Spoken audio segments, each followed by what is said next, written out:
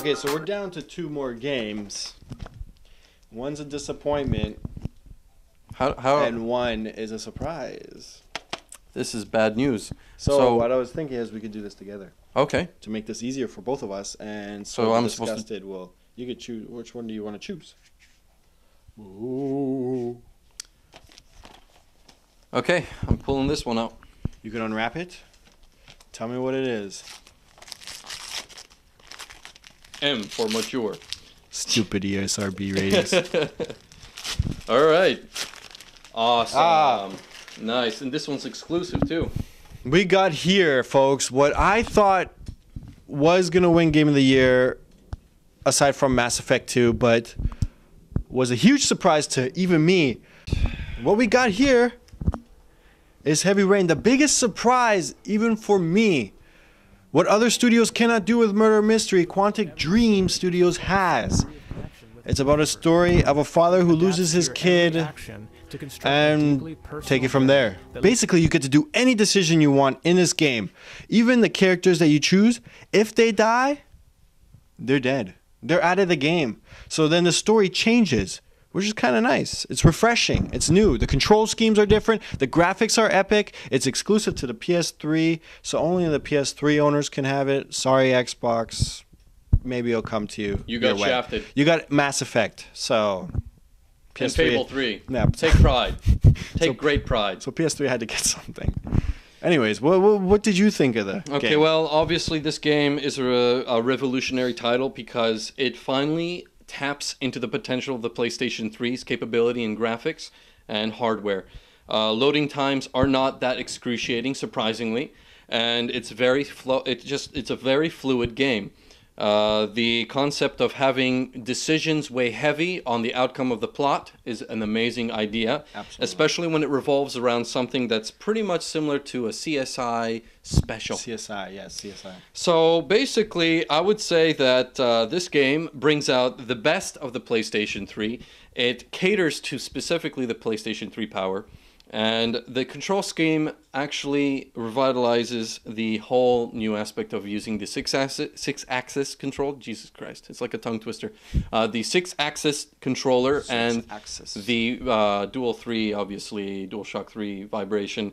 And using the way that this game corroborates with, by the way, Quantic Dream developed it.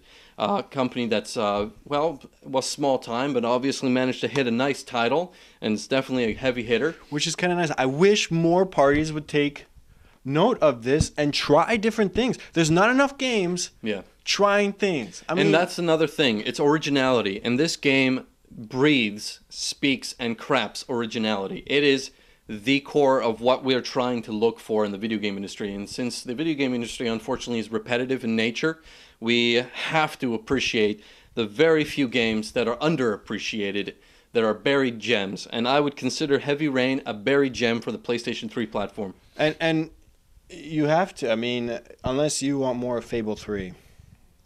I'm just saying. I really don't know. I mean, sure, Fable 3, cartoonish, if you want to accept that. No, but it's not that. It's the fact that there is no... When you progress through this game, it gets more intense, more intense, more intense. And there are no upgrades. There are no upgrades. Like, you are who you are. There's no gunfighting. That's true. There's nothing. You just... They put in a very human aspect to it, which is very nice. You're searching for clues, and you want to find the killer.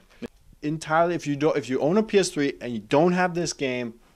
Shame on you. Shame. Because it is a game that you must have. I'm giving it a 9.5 out of 10. 9.5 out of 10. That's what I'm giving it. I'm going to give this game a 9.5 out of 10 as well. Wow, we're just on par, aren't we? We're just in sync. Well, I have to say, when it comes to the obvious, yes. This is obviously a great title. And hands down, no arguments in this. Oh, no. Oh, boy. The biggest... Overhyped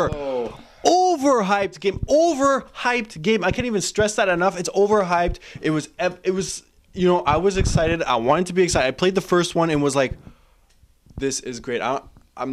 Star Wars, they sucked me in.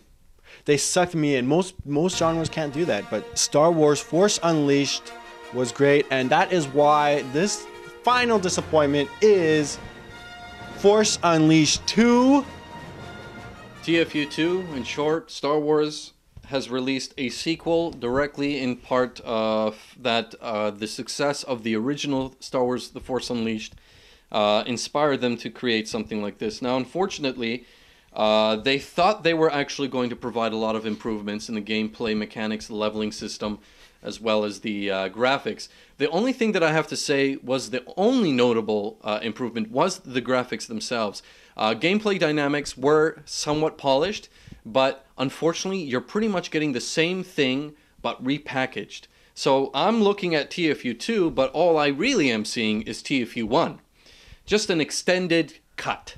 Yeah, this would have been great as the DLCs for Star Wars Force Unleashed 1 are better than the game, this game itself. If you download this demo, there you play the game.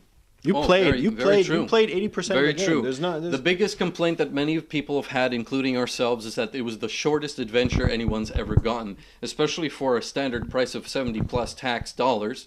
You're pretty much setting yourself up for disappointment because you're getting a 4 to maximum 6 hour gameplay session.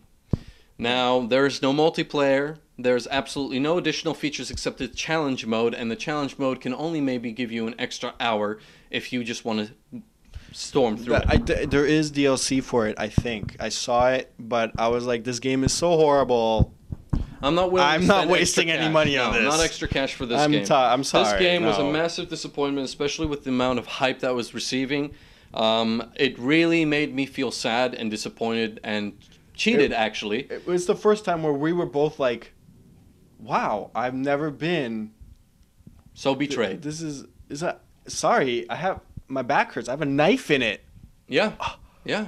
Thank you. Backstabbed. Thank you, LucasArts, for letting this come out. You know what? Perhaps some people might appreciate it just like the rest of our disappointments. But the reason why we're saying it the way it is because we're just giving you a perspective of regular gamers in the world of the British Columbian Lower Mainland.